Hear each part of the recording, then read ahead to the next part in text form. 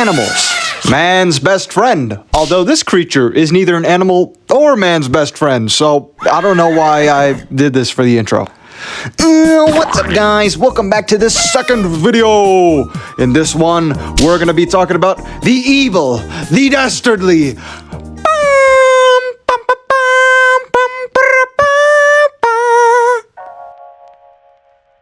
Meet the carnivorous planet Barvaros. Barvaros is an elderitch being who was birthed to be a planet a really long time ago. She was one of the first planets ever created, and she just hasn't stopped growing. She's bigger than a lot of suns, and the only reason she isn't one yet is because she actively chooses not to be one. She's bigger than a lot of suns, but the only reason she isn't one yet is because she actively chooses not to be one. The atmosphere on her surface is so saturated with yalr, getting close to it usually results in immediate...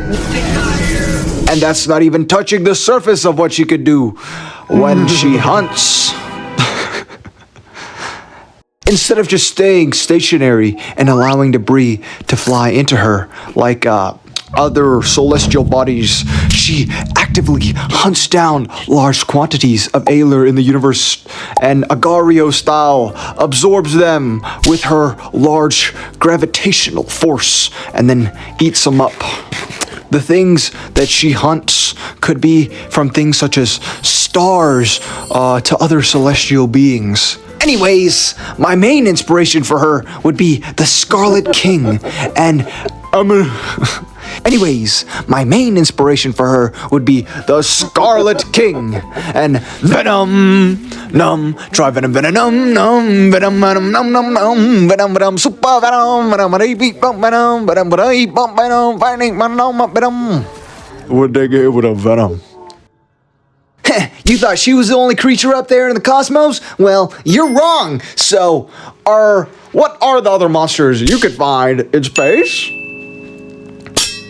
Most monsters and creatures vary from planet to planet, but these rankings usually stay the same. At the lower level 1 tier, you got beings like those things from A Quiet Place to mid-level xenomorphs. These guys aren't really much of a threat to most warriors, but they can cause a lot of trouble if you aren't strong enough to beat them. Anyways, next we have the tier 2s, which are kind of like kaijus from the Pacific Rim series. They aren't that big compared to other monsters, but if you aren't prepared, you're gonna have a tough time. I got scared a little bit. I don't know if you hear that, but my fan just started on. I got really scared a little bit. Going somewhere now, we have the tier 3s, which are around like Godzilla level. These guys pack a punch and can level out moons pretty casually, so you're gonna need a lot of firepower to deal with these kinds of monsters. But a well-coordinated team could also do the trick. Tier 4s are star level beings, which are kind of like, but are significantly weaker, only being around solar system level. I inspired this tier off of the fan art of MCU Galactus I saw the other day. Tier 5s are a huge gap, which go from multi-solar system level to multi-galaxy level people. And Nebula. These guys have mediocre reality warping capabilities, and depending on the species, could be hostile or friendly. The thing about them, though, is because they are so powerful, their movements endanger like everything around them, so they usually are avoided. Tier 6s are around the cluster. They go from the cluster to the supercluster level, depending on how old the creature is. You don't see these guys too often, but they're mainly inspired by the Reapers from Subnautica, and are usually on site because that means that they're probably actively hunting other celestial bodies too to survive. Otherwise, they probably wouldn't have gotten that big. All right.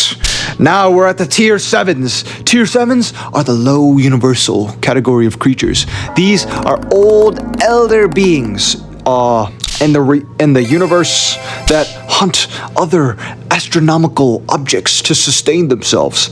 And these guys are the reality warpers.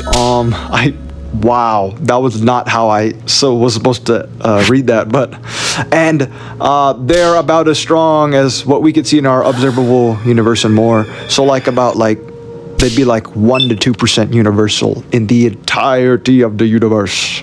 The only things above these guys would be the tier 8 person, which is reserved for the planet Barvaros because of how powerful she is. She's basically this universe's counterpart to like Cthulhu, but the only parts I know about, because the only other things I know about H.P. Lovecraft is his cast name, and that's not appropriate. Garnet says, don't be racist. Don't be racist, Mr. Lovecraft. Anyways, so yeah, that's a rough outline of the beasts you could find here in my little universe. Now, it's not all evils though, because we still haven't talked about who's out there fighting to protect against these guys. So anyway, I will see you in the next one. Bye-bye. And also, did you know that if you say subscribe, look, see at the bottom it says, it's like glowing rainbows now. Subscribe. Okay, that was weird. Okay, bye. Every time I close my eyes, I wake up feeling so horny. I can't get you out of my mind. Sexy, you be all I see. I will give anything just to make you understand me. I don't give a damn about nothing else. Freaking you is all I. Tonight I need your body. I need your body. Tonight you got say. I'll give it to you. Tonight, say Yeah. to me. Tonight you got my mind. You got my mind. I long to freak you. What must I say? Well, tell me, What must I do? what must I do to show how much I think about Freaking you. What must I say? What must I do To